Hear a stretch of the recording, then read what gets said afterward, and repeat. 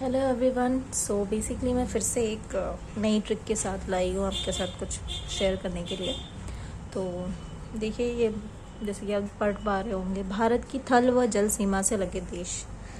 पढ़ाई करने में इतना सब कुछ होता है कि हमें छोटी छोटी चीज़ें याद नहीं रहती, कई बार ऐसा होता है। तो यदि हम कुछ ऐसी ट्रिक्स याद कर ले या फिर बार बार उसको रिवाइज करते रहे, तो कहीं ना कहीं एग्ज़ाम में वो याद आ जाती है। वैसे तो यदि आपका मैप बहुत अच्छा है, मतलब यदि आप बहुत अच्छे से पढ़ते हैं, तो आपको ये सारी दिक्कतें नहीं आएगी। लेकिन यदि आपका मैप करना बहुत ख़राब है, मतलब आपको याद ही नहीं रहता कि मतलब भारत से कौन से देश लगे हैं, कौन से नहीं हैं, तो ये ट्रिक आपके लिए बहुत ही यूज़फुल है। तो देखते हैं हम ये ट्रिक।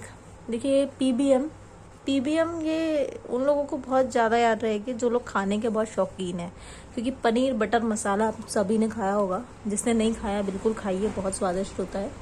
तो देखिए, पीबीएम से मतलब होता है पनीर बटर मसाला नहीं होगा।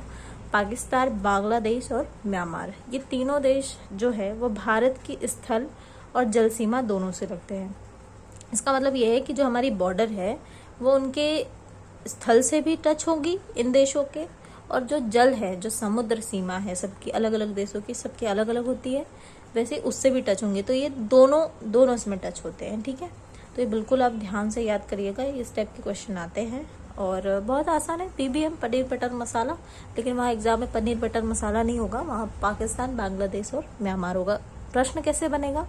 या तो ये तीन ऑप्शन दे देंगे और बोलेंगे कि निम्नलिखित में से कौन सा नहीं है, मतलब जल और थल दोनों से लगा हुआ है ना, या फिर इन तीनों में से कोई एक देगा और कहेगा कि निम्नलिखित में से कौन सा है।